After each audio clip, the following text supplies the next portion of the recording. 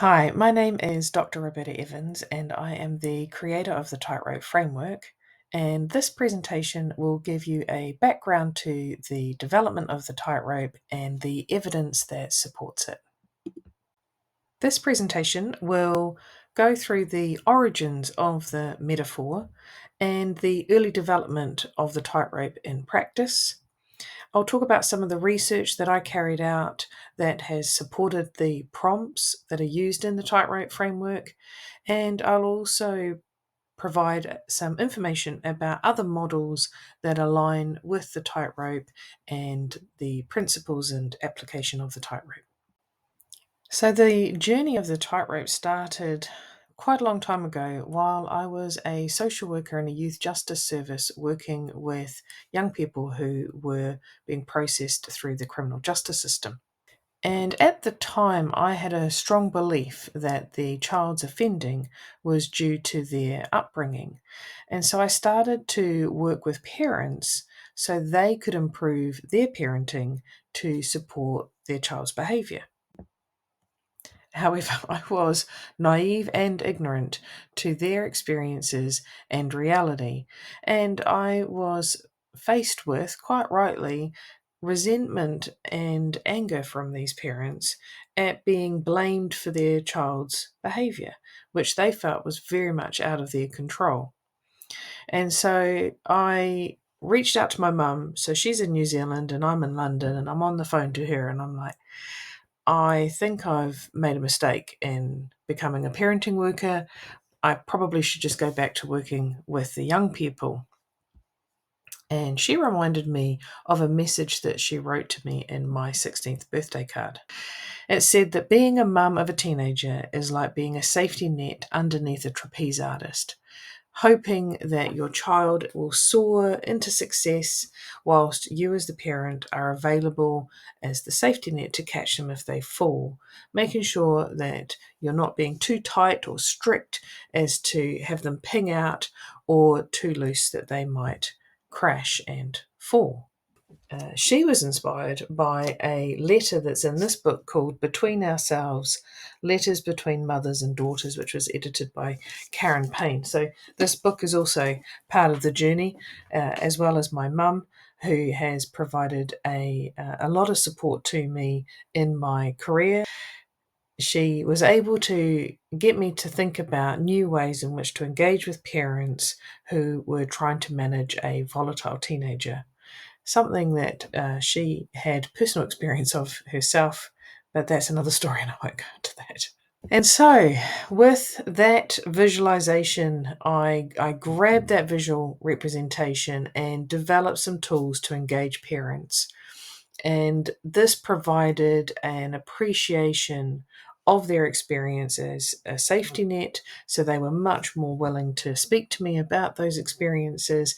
And seeing the child as separate and on that tightrope, we were able to think about some of the things that were making the tightrope higher, and also what strengths did the child have to help them balance. And they really appreciated that part of it as well. So I developed this workbook called the Circus Act with a lot of creative input from my mum. It has lots of different exercises in it around what it's like to be a parent, thinking about life as a juggler with lots of different things to juggle or plates to spin, how to manage an argument with a teenager as if you were taming a lion. It's got some very basic little drawings in it, and this is how the tightrope started. It was just a little sketch drawing of a figure on a tightrope, and parents were asked to think about the steps that may have led to the behaviour, the steps that might help stop the behaviour, how far along they are from the previous behaviour to their future hopes and ambitions. And we also then explored the safety net within that exercise. So the tightrope analogy or metaphor has then evolved into the tightrope framework, which is a much more detailed look at resilience and safety with 9 different areas to explore. And hopefully, you've already seen the introductory videos about these different areas. At this time in my career, I embarked on a professional doctorate. So I was supported to carry out a study and thesis whilst also still working as a youth justice practitioner. And I still had an interest and curiosity in what works with parenting interventions to support change in a child's behaviour. However, my professors strongly encouraged me to look at all the factors that might influence a child's behaviour. They were saying that if I wanted to sort of hang my thesis on the idea that it's all about the parents and then we need to look at what works to support parents, then I also needed to look at all the other areas that might influence a child's behaviour to discount them in that process. So, after looking through over 140 children's files and reading over 400 assessments, I came to the conclusion that there is no single factor that influences a child's behaviour. There are multiple factors, and this is more so with more offending. So, where there were higher levels of offending or harm caused by the child, there were higher levels of need, and these were often overlapping. So, there was compounding need, whether that was in the young person's needs, the parenting needs, or in their social community needs or levels of deprivation. So, since completing my doctorate, I have published articles about the findings of the research, but also presented papers on the tightrope and its application in youth justice. So I was busy presenting the tightrope as a tool for assessing risk and resilience in youth justice. But during one of these presentations, I was encouraged to think about it more broadly in its application for adolescent resilience and some of the other behaviours and concerns that can come up in adolescence. So I went away and did lots of reading and research into the areas of self-harm and substance use and missing and adolescent neglect and abuse, and found that it was the same factors, it's the same things that are present in the past harm and in the things that support safety and future positive actions.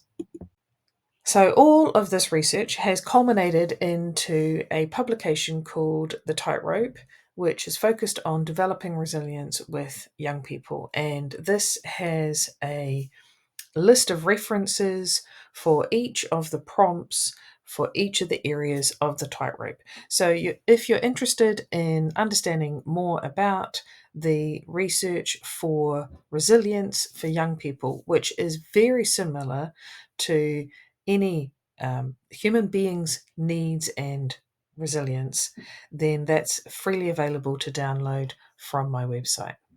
I was presenting the tightrope analogy to social workers and thinking about adolescent resilience. And I was approached by a principal social worker who pointed out the alignment with signs of safety.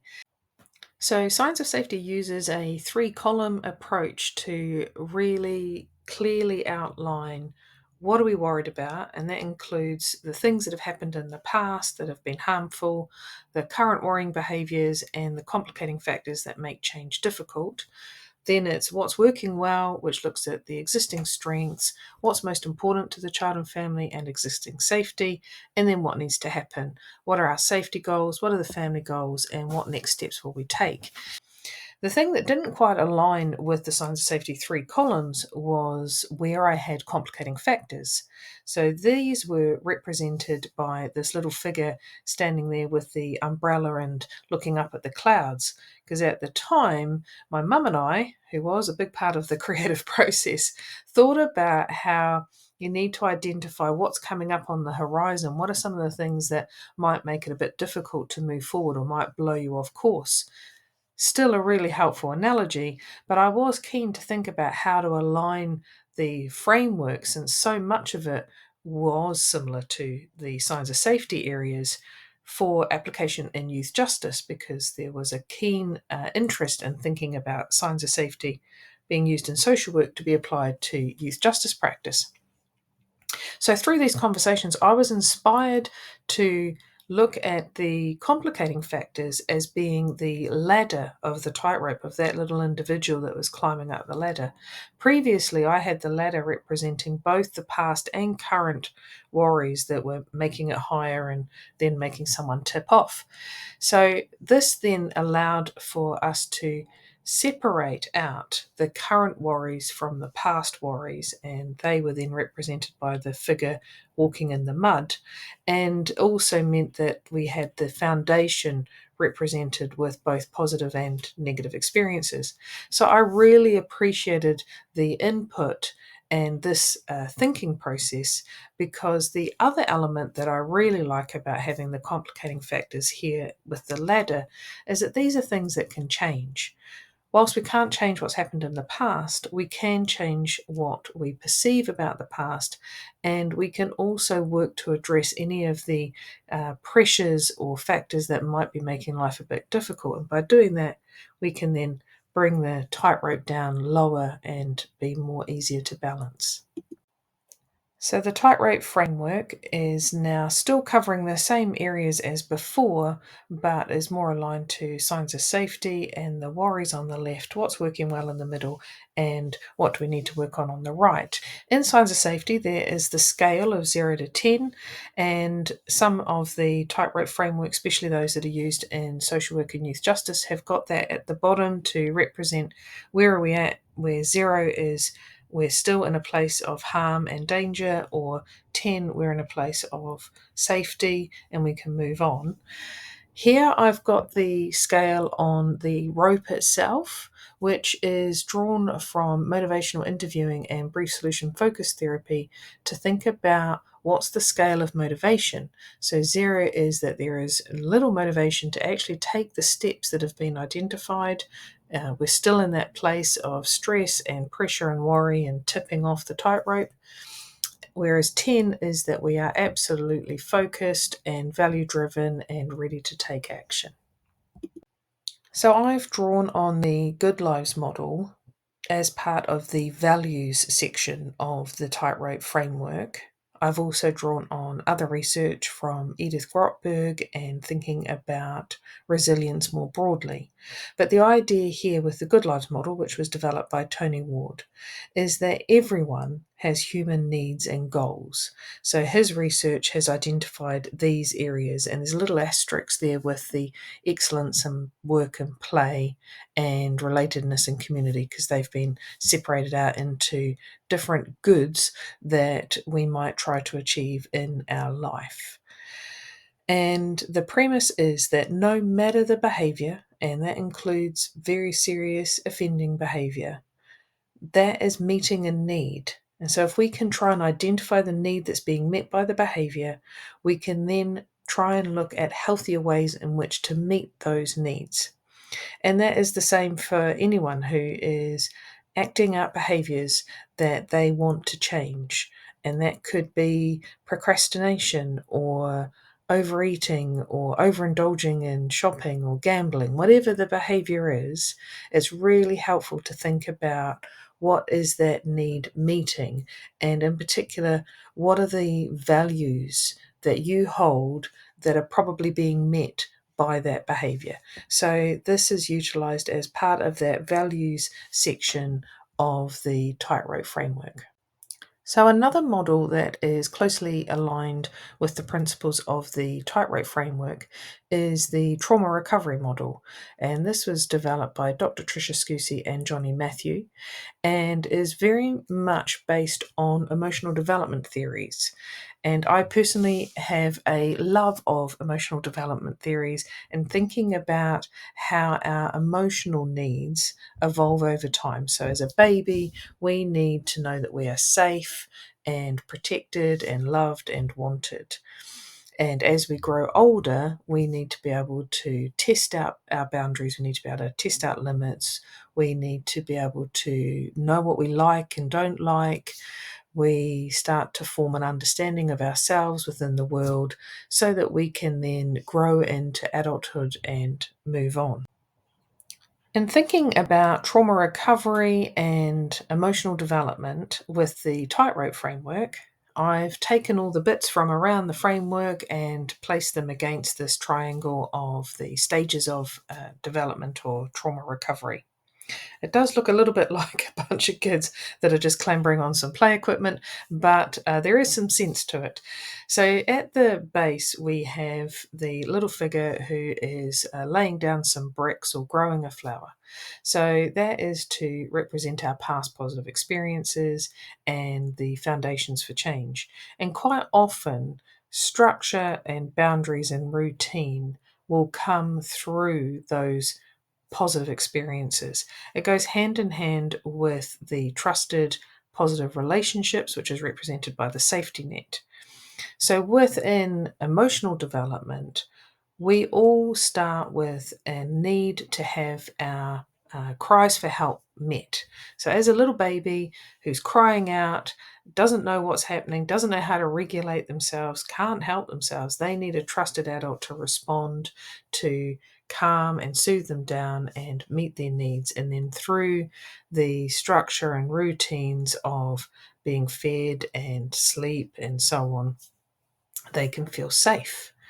So we all need that, and an important part of building a positive foundation of uh, positive experiences is allowing yourself the opportunity to set yourself with structures and boundaries to meet your goals and achieve the things that are happening in life. So if you find that you're in a very chaotic place, a very busy place, which is more like the falling off stuff, then think about some of the routines and practices that can help you feel calm and safe.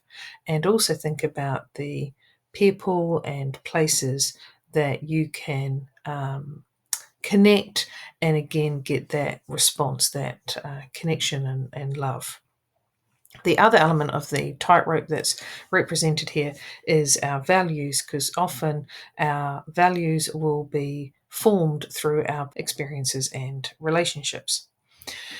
When we have that developmental need met, we're then able to talk about difficult issues. And so those difficult issues are represented by the muddy path of the past, the current worries and pressures of the ladder, and the little figure falling off into fight, flight, and freeze behaviors.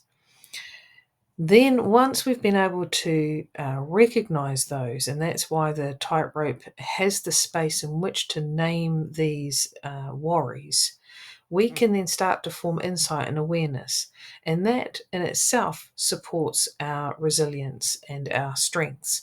So it's also important to name our strengths, which is the figure there balancing on the edge of the triangle.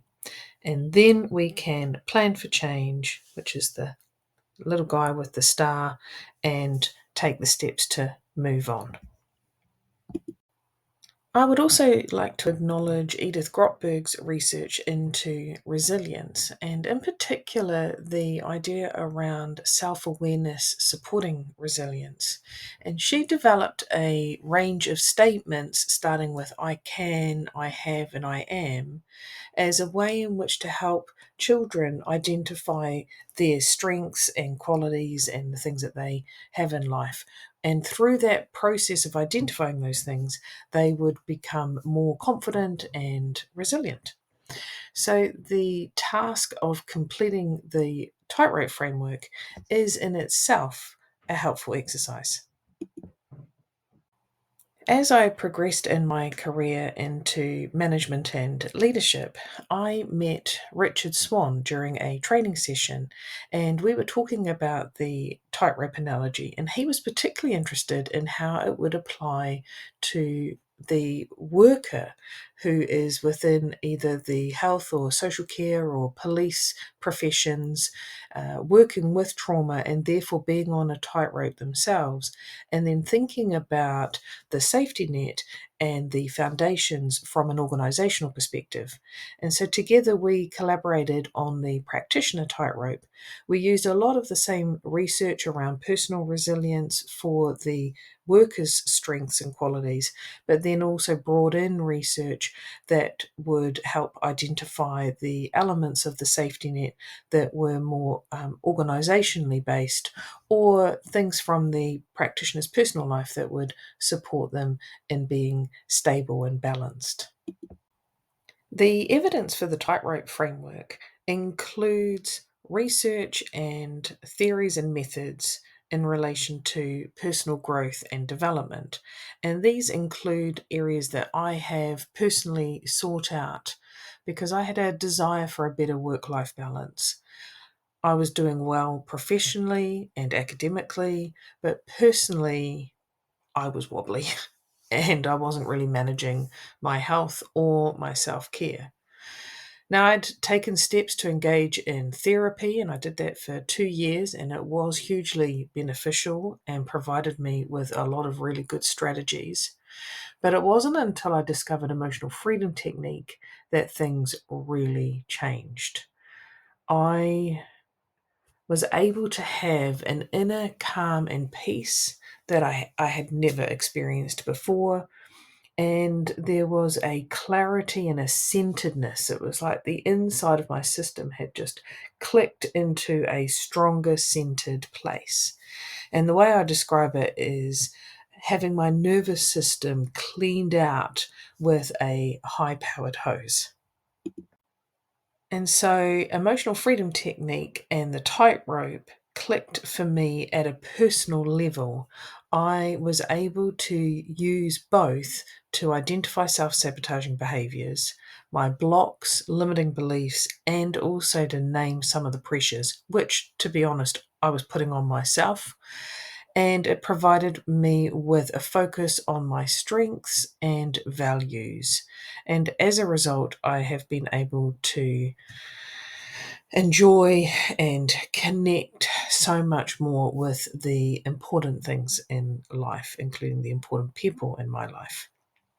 It's an ongoing journey, but I have seen huge positive changes in my emotional eating, my drinking, and in my work life balance.